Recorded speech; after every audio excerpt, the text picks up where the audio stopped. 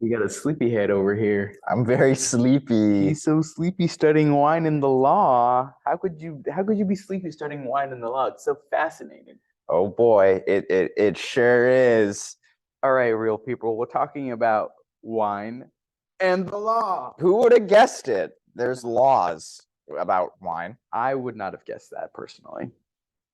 But principally of which we should be discussing the advent of these new I'm talking nonsense. You have a guy? Yeah. We're talking about the main concern for wine and the law has to do with food safety.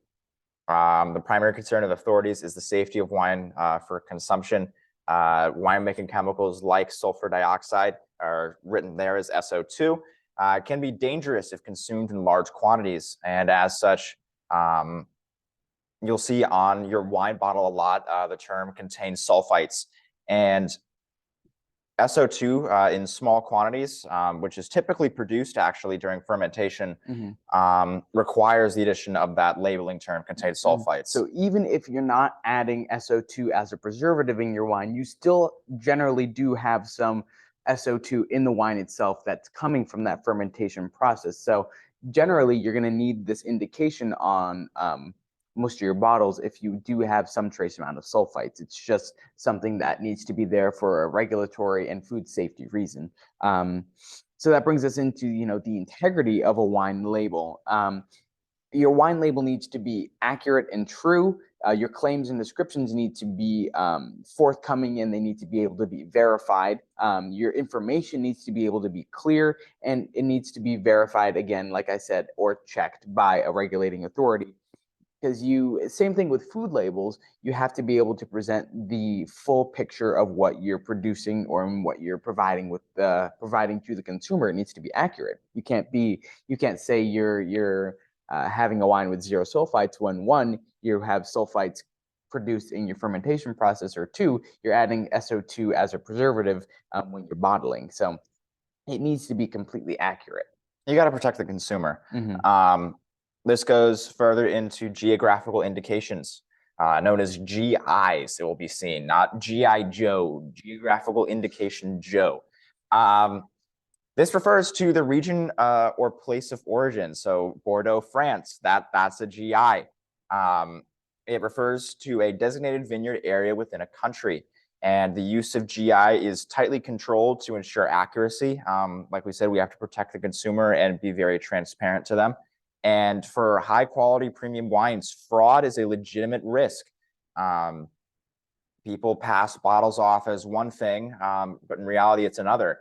And as such, the World Trade Organization has created a GI system so that everyone can use the same system and everyone is speaking the same language. For example, you can't put another name on your wine. An example was Australian Chardonnay being labeled as Chablis. Well, real Chablis is in France. It's the same thing with sparkling wine, that you can't call a champagne champagne if it's not made in Champagne. And we'll see that Australia is really notorious for trying to get away with this stuff. Yeah, right. We'll see a little bit later that they try to pull this stunt again, and they just get the rug pulled out from under them. They're not doing good stuff over there in Australia. Well, they are. They are doing some pretty good stuff. They do make some good stuff. As such, 85% of the liquid in that bottle must come from the stated GI if it's stated on the bottle. Generally. When you have PDO wines, your protected designation of origin, 100% of the grapes must come from that stated GI. And there are similar rules regarding GIs, similar GI rules in terms of both varietals used and vintage dates. All right, so let's touch on the old world, the European Union, and how they use their geographical indication systems and how that sort of intertwines with their legislation in the continent. So we talked about PDOs just a second ago, the protected designation of origin. So this is, we're going to compare and contrast this with the PGI system, the protected geographic indication. So we'll see that PDO is a little bit more strict, and it's generally used for slightly smaller areas. And these areas are generally going to have more restrictions and more rules put in place by the government, generally to preserve wine styles and wine quality, as well as protect the style that has traditionally been made in that area. So we're going to have different terms depending on the country. So say in France, they don't use they don't use PDO, they use AOC, not to be confused with Alexandria Ocasio-Cortez, Congresswoman of New York. That's what I think of when I think of AOC, but it's a good memory tool. It's a good memory tool for sure. So like James said, 100% of the grapes, if your wine is going to be labeled with a PDO indication, 100% of your grapes need to be from that area. Yeah, they need to come from there. That's where I was going. And grapes are generally not stated on the label, so this is it plays into that sort of pretentious-y insider knowledge of the wine world. You need to know that a Chablis is made with Chardonnay. You need to know that a left bank Bordeaux or a right bank Bordeaux coming from Pomerol is made from Merlot. We have a little bit of a feud with Pomerol. Oh my God, that was on our level 2 exam. Gave us a little trouble. Going on to PGIs, that is the Protected Geographical Indication. This is the next step out. This is typically a larger area with less regulations. There can be different terms depending on the country. For example, France uses the term IGP, which is PGI backwards. And as such, this can be a very diverse category. You can have really high quality wines from a vineyard that's literally just outside the PDO, and they have to be labeled as a PGI.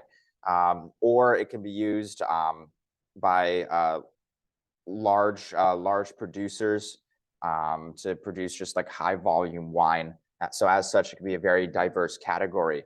Some winemakers will choose to be labeled as a PGI to escape the laws and regulations surrounding a PDO. For example, Super Tuscans in Italy. As such, with a PGI, the grape variety is usually stated on the label. So moving on to some more general things about the EU, local laws will identify which grapes and styles can be used to make within that to make wine within that specific area.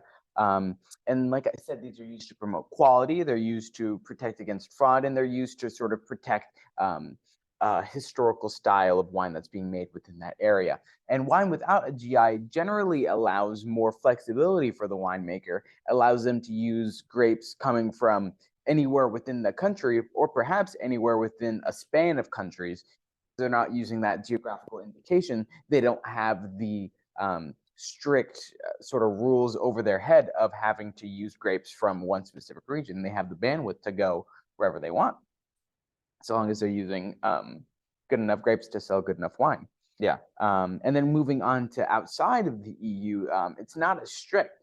Usually they do have geographical indications on their bottles, whether it's a ward or a zone or an AVA, but each country has a different style of dividing their vineyards, and they could look a lot different. I don't know, is it Australia that uses wards or zones? I feel like that makes sense. Yeah, I haven't heard that before, but I know that AVAs are our American viticulture area. American viticulture area.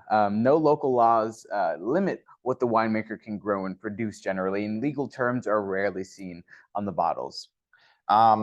We have next legally defined quality and style indications. So these are defined by local law to indicate quality and style. The big example here is the Australians back at it, trying to label stuff that isn't technically theirs. Australia is known for making high quality fortified wines, and they were labeling it as Australian sherry. And now laws have changed to the fact that Australian fortifieds cannot use the terms Fino or Amontillado when describing their wines, since Fino and Amontillado can only be used in sherry production in Spain. Correct.